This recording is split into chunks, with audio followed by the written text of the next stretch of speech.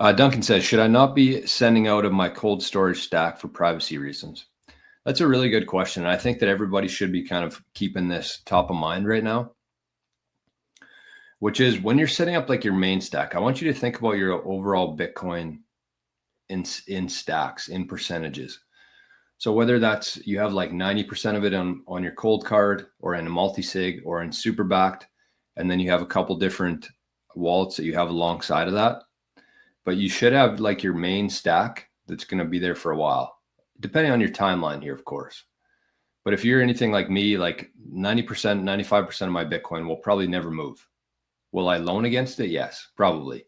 And so you might want to consider that too. You might want to have like one wallet for never spending, one wallet for that you're going to lend against in the future, like 50-50 maybe, and then some other wallets along the way.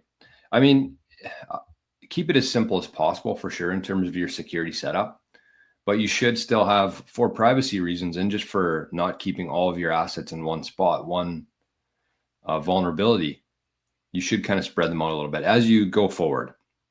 So if you're just getting into Bitcoin, get one wallet. And then as you grow, like you have to keep in mind here that your whole setting, your security setup, everything about your whole Bitcoin life is going to always be evolving. And when you understand that, when you have that perspective, then you're always looking for things to improve. And there's always going to be new technologies that come out, like Superback, like the encryption side of things, of restoring your backup phrase there.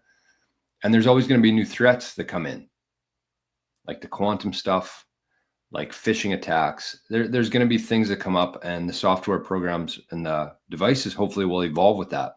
So you just have to be ready to evolve yourself.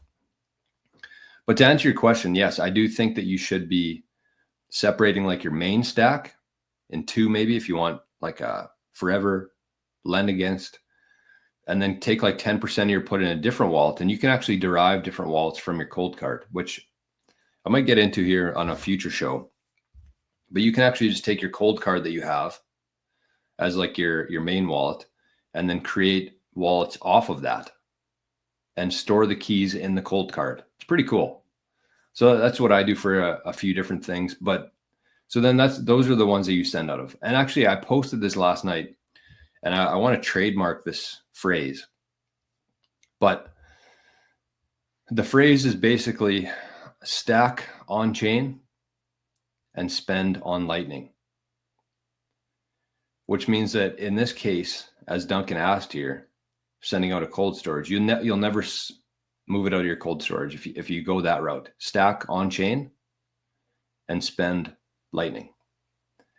And I like that because it means that when you send Bitcoin to your cold storage, for the most part, I mean, shit will come up in your life, but for the most part, it's there. Then you don't have to worry about taxes. You don't have to worry about privacy.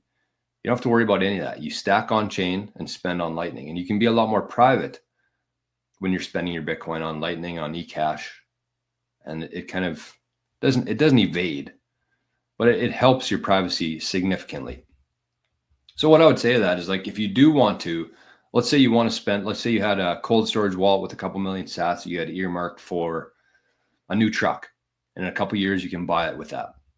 So what you would do there is you'd actually go from your cold storage, you'd send it to like Aqua wallet, convert it to liquid Lightning, and then spend that.